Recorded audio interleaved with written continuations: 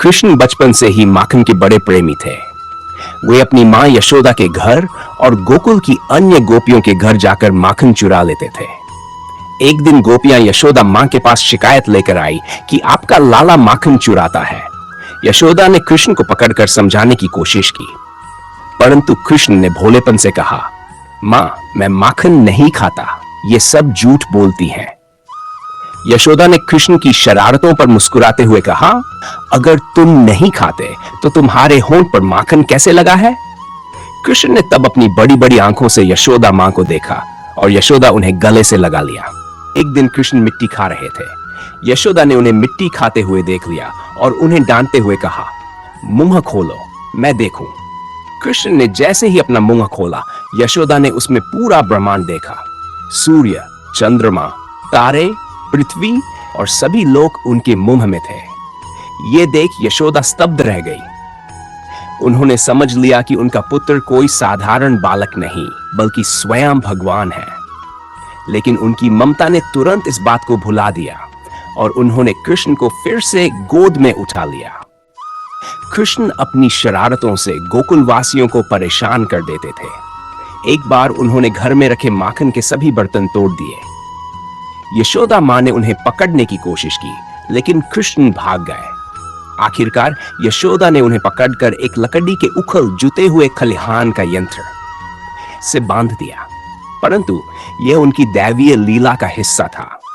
उसी उखल को खींचते हुए कृष्ण ने 2 विशाल अर्जुन के पेड़ों गिरा दिया और उनसे बंधे को कृष्ण बचपन से ही शरारती थे। एक बार उन्होंने गोपियों के घड़े फोड़ दिए। जब यशोदा मां को यह बात पता चली तो उन्होंने कृष्ण को बुलाकर पूछा, कन्हैया, तुमने गोपियों के मटके क्यों फोड़े? कृष्ण ने मासूमियत से जवाब दिया, मां, मैंने कुछ नहीं किया, वे खुद टूट गए। यशोदा मुस्कुराते हुए बोली, तो ये दूध और दही तुम्हारे हाथ पर कैसे लगा? तब कृष्ण ने कहा, मां, हो सकता है कोई और खा रहा हो और मेरे ऊपर गिर गया हो। यशोदा उनकी इस बात पर हंस पड़ी और उनके भोलेपन पर रीझ गई। यशोदा मां अपने छोटे कन्हैया को झूले में सुलाने के लिए लोरी गाती थी।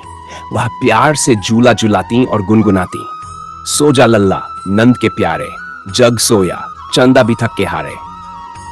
कृष्ण अपनी मां की गोद में सो जाते, लेकिन कभी कभी शरारत में आंखें खोलकर मुस्कुराते। ये मुस्कुरा देती। एक दिन गोपियां यमुना में स्नान कर रही थी। कृष्ण ने उनकी साड़ियों को पेड़ पर टांग दिया। जब गोपियां यशोदा के पास शिकायत लेकर आईं, तो यशोदा ने कृष्ण को डांटते हुए कहा, तुम्हारी ये कैसी शरारत है?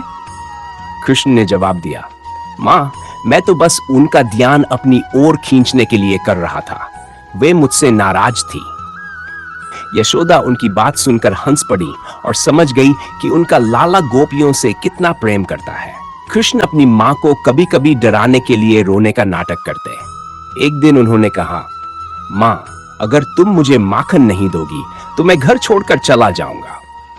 यशोदा मां ने डरते हुए तुरंत माखन का कटोरा उनके पास लाकर कहा, ये लो मेरे लाल, तुम घर मत छोड़ना। कृष्ण ने माखन खाया और मुस्कुराकर बोले, मां, मैं तो मजाक कर रहा था। यशोदा ने उन्हें गले लगा लिया। एक बार यशोदा मां ने कृष्ण को गोपाष्टमी के दिन गौचारण के लिए तैयार किया।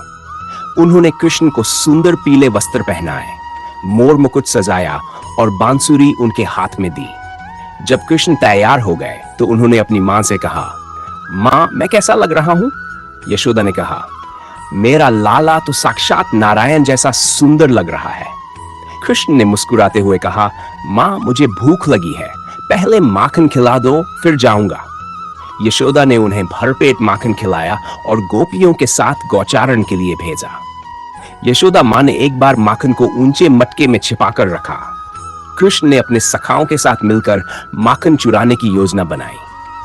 उन्होंने पिरामिड बनाकर मटके तक पहुंचने की कोशिश की। तभी यशोदा मां वहां आ गई। उन्होंने कृष्ण को पकड़ा और कहा, अब तुमसे कैसे बचोगे? कृष्ण ने भोलेपन से कहा, मां, मैं तो बस देख रहा था कि माखन अच्छा है या नहीं। यशोदा हंस पड़ी और उनके माथे पर प्यार से तिलक लगाया। कृष्ण बचपन से ही गायों जब यशोदा मां देखती कि कृष्ण अपनी पसंदीदा गायों को खिलाने के लिए खुद अपना माखन दे देते हैं, तो वे उन्हें डांटती। लेकिन कृष्ण हंसते हुए कहते, माँ, ये गायें हमारी माता हैं, इन्हें खिलाना हमारा कर्तव्य है।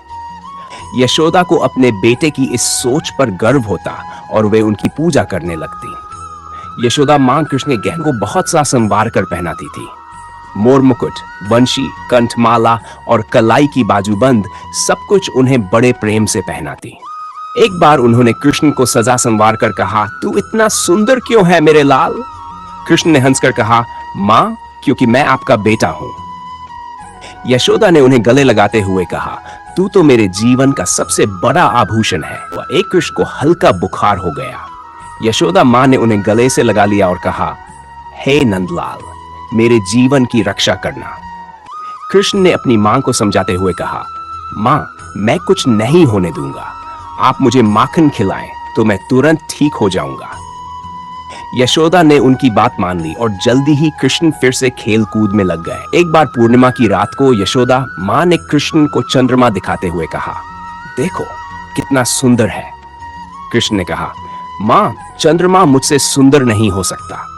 यशोदा ने हंसते हुए कहा, नहीं बेटा, तुम ही सबसे सुंदर हो। चंद्रमा तो तुम्हारी सुंदरता को देखकर शर्मा रहा है।